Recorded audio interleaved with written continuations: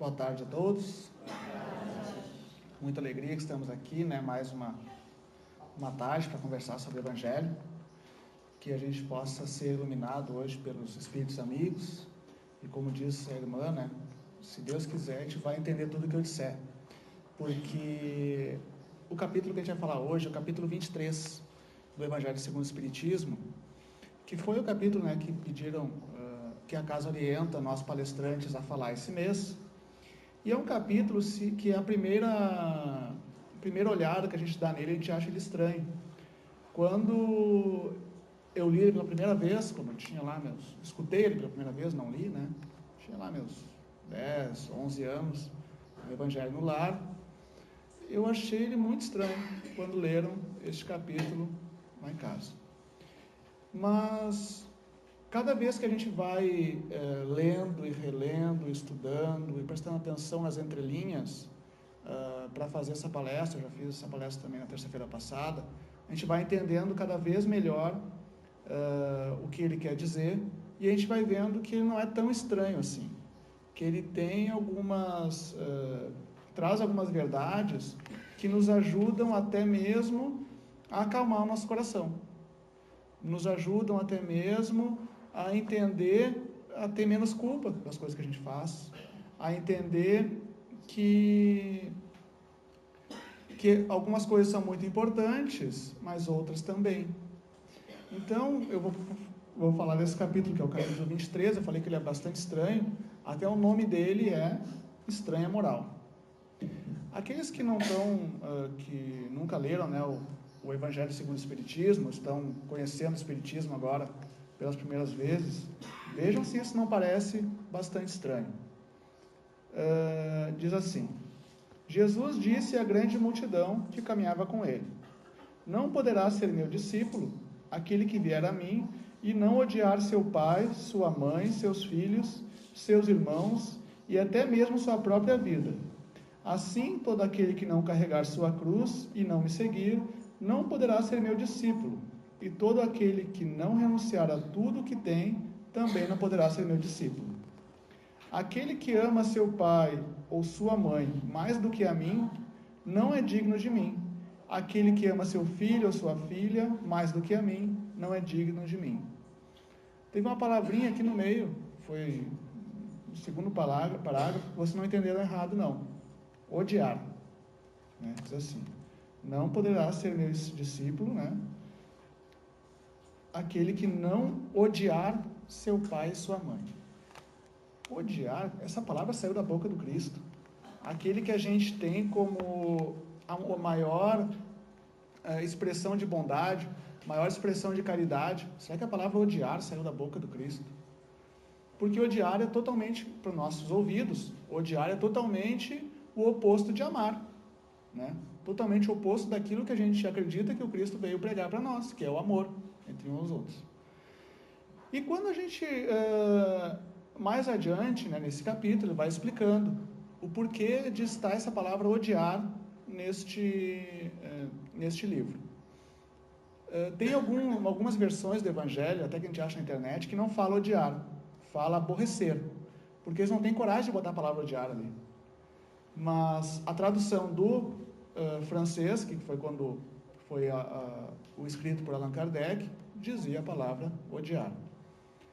A palavra odiar, ela vem quando Cristo veio ao mundo. Ele não falava português, não falava inglês, não falava francês, a língua de Allan Kardec. Falava lá com seus discípulos o hebreu e alguns outros dialetos lá, não sei se é exatamente o hebreu, mas essa Bíblia foi escrita no hebraico. E esta língua hebraica, ela não era uma língua tão rica. Era uma língua em que uma palavra podia expressar um monte de coisa. Hoje em dia a gente ainda tem esse tipo de exemplo. Alguns idiomas, algumas línguas, não são tão ricas ou não têm algumas palavras que tem outras, por incrível que pareça. E até mesmo no nosso idioma, no português, tem algumas palavras que servem para um monte de coisa. Um exemplo: manga. Pode ser a manga da camisa, pode ser a manga fruta. Comi agora no meio-dia uma manga muito boa. Lá no interior, lá onde eu nasci, em Rosário do Sul, a gente falava que manga é a mangueira. chama também quando vem uma chuva muito forte, né? Uma manga d'água. Fala também que lá onde fica as vacas, é lá na manga ou na mangueira. Então, 5 significados para a palavra manga, né? E tem também algumas palavras que tem no português que não tem em outras línguas. Uma palavra bastante, né, quem estuda línguas, uma palavra bastante assim conhecida, que tem essa característica, é a palavra saudade. Saudade, o que quer dizer saudade? Saudade é a falta de alguém, mas não só a falta de alguém. É uma melancolia de não ter alguém perto, é aquela vontade de estar perto de alguém, aquela coisa mais calorosa, aquele carinho quando a gente está perto de alguém que a gente quer ter de novo, né? Então, saudade, se a gente for tentar explicar para alguém saudade, a gente vai dizer isso. Em algumas línguas, por exemplo, no inglês, não existe a palavra saudade. Se não me engano, acho que em nenhuma outra língua existe a palavra saudade. Mas no inglês eu tenho certeza que não existe. Quando em inglês a gente quer falar que a gente tem saudade de alguém, a gente fala, o mais próximo disso é I miss you, né? Eu miss, usa a palavra miss, é M-I-S-S, you, que é você. Então, I miss, que é essa palavra que substitui saudade, you. Eu miss você.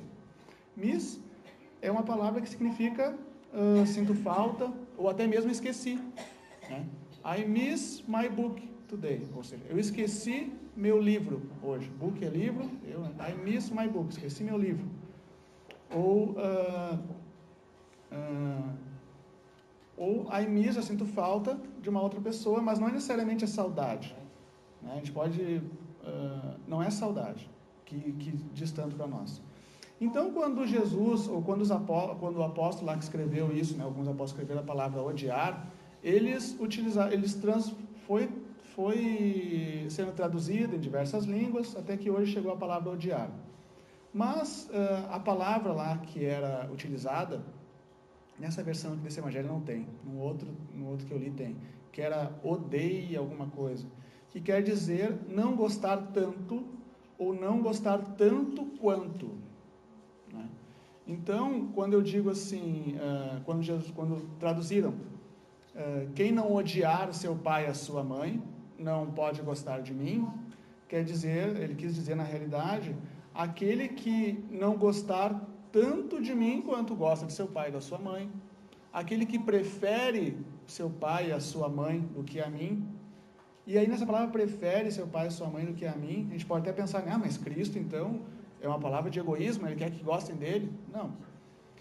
Quando Cristo fala a mim, não é a pessoa personificada em Cristo, mas sim as suas ideias, os seus ensinamentos.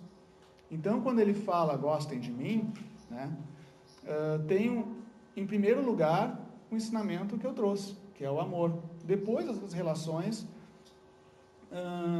vão se automaticamente completando. Até mesmo a gente pode ter a ideia que o amor verdadeiro, a doutrina de Cristo, é eterno, né? Não vai mudar nunca, a gente sempre vai estar, né, aprendendo com essa doutrina. Mas as nossas relações familiares, elas não são eternas. Por que não são eternas, Fabiana? Eu vou gostar da minha mãe para sempre. Sim, você vai gostar da sua mãe para sempre. Mas, a partir do momento que vocês passarem esse tempo aqui na Terra, pode ser que essa sua mãe, né, ao desencarnar, e depois você ao desencarnar, não seja mais sua mãe. Pode ser até mesmo um parente distante, ou até mesmo nem ser o mesmo parente, né? Porque as pessoas, elas devem sim evoluir juntas, mas não eu evoluir junto com uma pessoa específica. Todas as pessoas devem evoluir juntas. Então não importa se hoje a minha mãe, que é minha mãe, que está perto de mim, amanhã ela tem que ser minha mãe para o resto da vida. Não, ela também tem que conviver com outras pessoas, para que a humanidade inteira evolua. Então aqui no final desse capítulo, né, desse evangelho, ele explica um pouquinho melhor este significado do verbo odiar, que eu acho que ajuda a esclarecer o que eu estou dizendo. Então, o significado do verbo odiar. O verbo odiar significa também amar menos ou não amar tanto quanto. Assim, aquela frase que Jesus falou, né, ficaria desse jeito. Não poderá ser meu discípulo aquele que vier a mim e não me ama tanto quanto ama seu pai e sua mãe. A comparação de Jesus era no sentido de que não poderias ser seu discípulo aquele que não amasse menos a vida espiritual, que é representada por ele, e amasse mais a vida material, que é representada pelas relações de pais e filhos daquele momento. Então a gente tem que amar mais a vida espiritual do que a vida material. Temos que ter, não temos que ter apego ao material, porque as relações materiais elas são passageiras, mas as relações humanas, as relações espirituais, elas são perenes. A gente vai aprendendo, cada vez que a gente vai aprendendo, a gente vai convivendo com as pessoas, e isso nos acompanha ao infinito. Já essas relações interpessoais que a gente tem hoje, a gente tem que ter menos apego, porque elas um dia vão passar, né? Por mais que a gente goste de alguém hoje, ótimo, mas vai chegar um momento que vamos gostar de todos do mesmo jeito daquela pessoa que a gente mais gosta. E esse é o objetivo.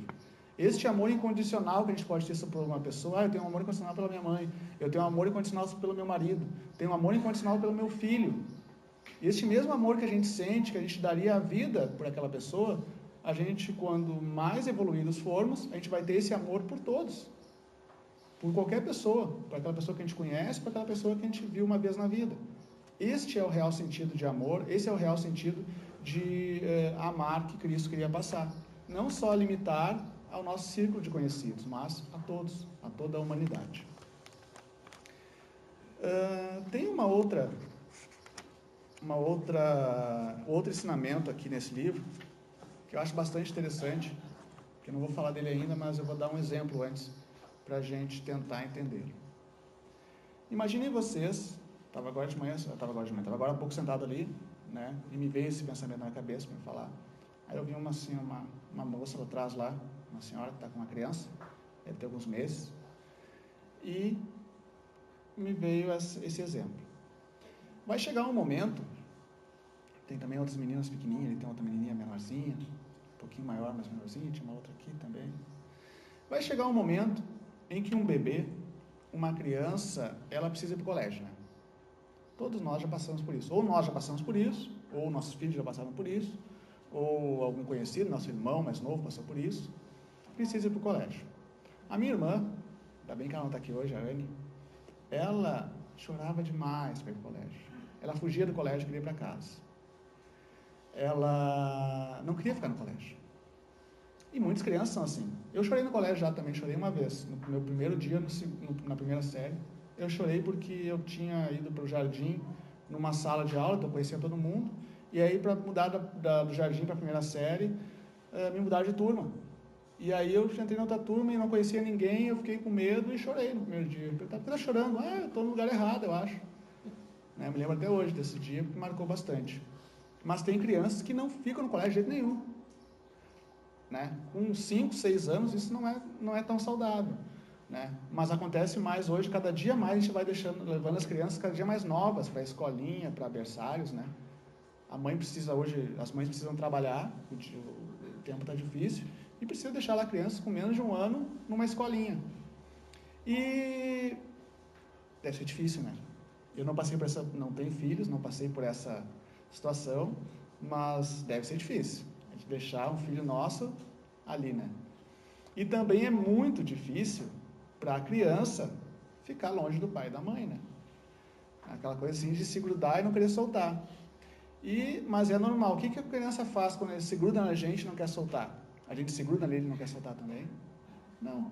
A gente sabe que ele precisa ficar, né? Precisa entrar para o colégio, precisa ter o convívio com as crianças. Então, aos poucos, a gente vai soltando ele e ele vai para o colégio, né? Isso é importante ou não é importante? Quem acha que é importante? Quem acha que não é importante, que deve segurar a criança e não largar nunca mais? Nem tu, mãe? Não, vai largar ele um pouquinho, uma hora. Isso vai acontecendo por fases na nossa vida. A primeira desapego que a gente tem que fazer é com a criança pequena. Mas a criança pequena vai para uma escolinha que a gente sabe onde é que está pertinho ali, né? Se a gente sentir saudade no meio da manhã, ou se a criança começar a chorar no meio da manhã, no meio da tarde, a tia vai ligar, mãe, tua criança está chorando demais aqui, vem aqui dar um oi para ela. Tem algumas escolinhas que até eles deixam as mães lá durante o dia, né, para acompanhar. Tem escolinhas até que Eu fiquei sabendo de algumas escolinhas que a mãe vai, meu filho, ele tem que ficar junto comigo, então ele vai ficar muito triste se eu não ficar. E a mãe fica lá sentadinha no canto, a criança se larga e vai, nem se lembra mais da mãe, né? A mãe acha que a criança precisa dela, mas a criança é independente. Isso acontece na criança pequena, isso acontece depois quando a criança fica um pouquinho maiorzinha e tem que ir para um colégio, às vezes, passar mais tempo. Isso acontece quando a gente casa. Quando a gente tem um relacionamento e a gente fica perto de alguém e a gente casa, né? A gente tem um relacionamento, a gente casa. Invariavelmente, quando a gente casa, a gente sai da casa das mães. Tem gente, eu estava falando agora de sair da casa da mãe, estava olhando uma pessoa aqui agora que não saiu da casa da mãe até hoje. Ela sabe quem é. Grande amiga. Mas, quando a gente casa, a gente sai da casa das mães. Eu passei por uma situação bastante complicada na minha vida, não foi na minha vida pessoal, mas no meu convívio pessoal, que passou lá em casa, que foi o seguinte: meu irmão, quando tinha seus 18, 19 anos, acho, menos de 20 anos, ele decidiu que ele queria morar no exterior. Queria estudar inglês, queria se mudar e morar no exterior. E era para ser por 6 meses. Durou acho que uns 2 anos, acho que ele ficou fora. A minha mãe quase ficou louca. Ela era muito apegada a ele, e aí ela ficou assim, né? Ficou muito triste, ficou depressiva, ficou muito triste mesmo, quando meu irmão foi viajar. Meu irmão voltou, né? Ela pensou, beleza, agora show de bola, vai ficar perto de mim. Aí ele arranjou um emprego em Montenegro, se mudou de novo, né? Era mais perto, mas se mudou de novo. E ela ficou naquela coisa, ela chegou a ficar assim revoltada com ele. Depois ele se mudou de novo. Hoje ele mora fora do país também, mas ele nunca ficou muito próximo, né? Depois dos seus 18, 20 anos, nunca foi muito próximo da gente. E minha mãe se revoltava muito com isso, ela era muito revoltada até com isso. E aí, um dia, eu conversando com ela estava naquela revolta, aquela coisa, esse guri não gosta de mim, o que eu fiz para ele não gostar de mim, não sei o quê. Aí eu assim, mãe, vamos pensar junto aqui, eu e tu. Onde é que a avó mora? Mora lá em Rosário do Sul, a 400 quilômetros aqui de Porto Alegre. Aí eu, pois é, né? Tu teve que sair da casa da tua mãe para vir buscar aqui em Guaíba, em Eldorado, o teu sustento, porque lá em Rosário não tinha. E aí ela teve que se desapegar da mãe dela. Então, às vezes, a gente tem que se desapegar das pessoas e seguir a nossa vida. Então, isso vai acontecendo em fases na nossa vida. E tem também uma fase muito importante que todos nós passamos, que é quando a separação é um pouquinho mais longa, que é quando uma pessoa desencarna. Quando uma pessoa desencarna, ela não some da nossa vida, ela não some do mundo, ela não some do nosso convívio. Ela, algumas vezes, fica próxima ali. Por quê? Porque o apego é grande, e às vezes a gente fica também com vontade que a pessoa fica perto da gente, que a gente gostava dela, e ficamos igual aquela mãezinha, que nem a mãezinha ela disse que é certo, ficamos agarrados e não queremos soltar de jeito nenhum. Nosso filhinho querido, nossa mãezinha querida, não queremos ficar para longe. E aí vem essa passagem que eu ia dizer para vocês, que Cristo falou para um discípulo, né? O discípulo estava vindo ali, e aí falou assim: Jesus, eu quero seguir você, quero seguir contigo, eu quero aprender contigo, quero seguir a tua doutrina, mas eu acabei de perder meu pai, eu só vou lá enterrá-lo e volto para seguir. E Jesus falou: deixai os mortos enterrarem os seus mortos. Se você quer mesmo me seguir, venha comigo e não olhe para trás. E aí pode parecer de insensibilidade, né? Poxa, Jesus Cristo deixou o cara lá prestar uma homenagem a seu pai. Não era. Jesus, como a gente tem que se lembrar, Jesus Cristo, ele vem nos trazer os ensinamentos através de parábolas, através de alegorias, né? Através de palavras figuradas. Então, quando ele disse: deixai os mortos enterrar os seus mortos, ele quis dizer que agora aquele pai não estava mais naquele corpo, já estava no plano espiritual, e ele estava sendo cuidado pelo plano espiritual. Da mesma forma que a gente leva o nosso filho para o colégio e ele fica lá sendo assistido por pessoas. Por que a gente fica tão tranquilo em levar um filho para o colégio? Porque ele está perto de outras crianças, tem uma professora que vai cuidar dele o dia inteiro, tem a diretora, e se tiver algum problema ele vai nos ligar. Quando a gente desencarna, Aí não dá para ligar tão fácil assim, até dá. Aqui na Casa Espírita, às vezes, vem as mensagens, né, para aplacar um pouquinho a saudade. Mas, da mesma forma que temos pessoas cuidando dos nossos filhos quando deixam no colégio, por isso a gente fica tão tranquila, os nossos parentes espirituais, nossos parentes, quando eles vão para o plano espiritual, ou nós, quando vamos para o plano espiritual, a gente também tem de alguém cuidando da gente. E a gente tem que se lembrar que a nossa vida deve seguir. A gente tem que seguir a nossa vida. Então, qual que é o mais correto quando a gente perde uma pessoa querida? É ficar lamentando, é ficar chorando, é ficar querendo que ela fique perto da gente, agarrado como a gente ficava com o nosso pequenininho? Não. A gente tem que tentar fazer tentar fazer prece para aquela pessoa, para que ela aproveite essa oportunidade, comece a entender que agora estamos em outra situação, estamos em planos diferentes, estamos em outra realidade, que ela deve seguir se desenvolvendo agora no plano espiritual. Ele deve seguir se desenvolvendo no plano espiritual. E nós não vamos parar a nossa vida, a gente tem que seguir se desenvolvendo aqui nessa vida, encarnados. E quando a gente recebeu essa oportunidade de estarmos encarnados, a gente veio para este mundo por alguma razão, por algum motivo. E o principal motivo é todos os dias tentar ser um pouquinho melhor hoje do que a gente foi ontem.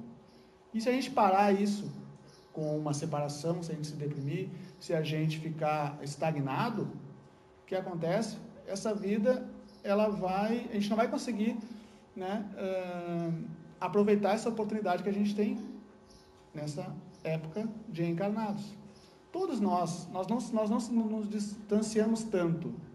Por quê? Porque aquele desencarnado, mais dia menos dia, a gente vai se encontrar com ele de novo. Porque nós também vamos desencarnar, nós não somos eternos. Então temos que aprender a ter um pouquinho menos deste apego, porque é muito importante, meus irmãos, a gente entender que a vida continua aqui e lá.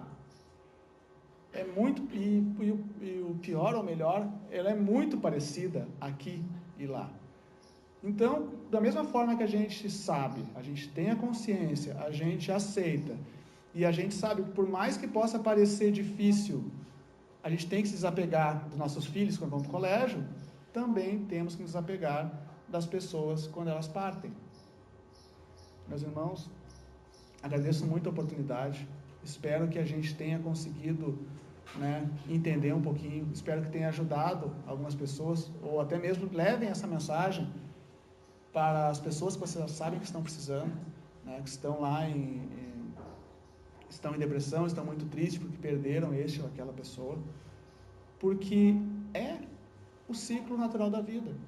A gente nasce, a gente passa um tempo aqui, a gente desencarna para aprender mais um pouquinho, para refletir sobre o que a gente fez aqui, para nascer de novo ali adiante. E isso vai acontecer já aconteceu conosco diversas vezes. Hoje não é a nossa primeira oportunidade aqui, já tivemos diversas oportunidades, há muitas e muitas oportunidades já tivemos, e muitas outras vamos ter. Então, meus irmãos, vamos seguir a nossa vida, vamos aprender que a vida continua, a vida deve seguir nos dois lados, aqui e lá. Fazer prece para que essa pessoa entenda isso, e vamos fazer prece também para pedir ajuda para que a gente entenda isso cada dia mais. Porque saber agora a gente já sabe, falta de entender e praticar. Muito obrigado, meus irmãos. Ficamos todos com Deus e agora com o nosso coral. Uma boa tarde.